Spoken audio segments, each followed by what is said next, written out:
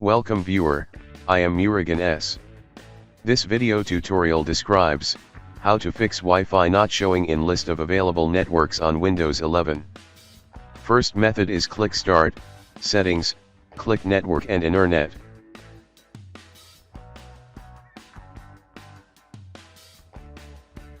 Click Advanced Network Settings. Click More Network Adapter Options. Right-click Disable and then Enable.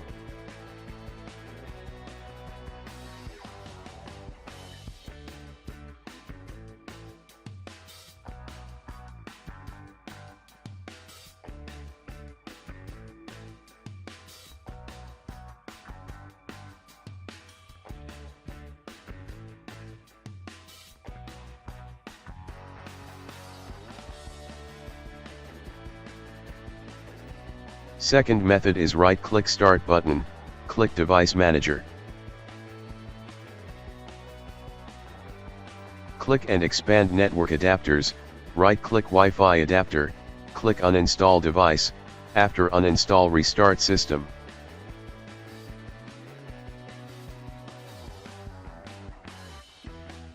Restart System.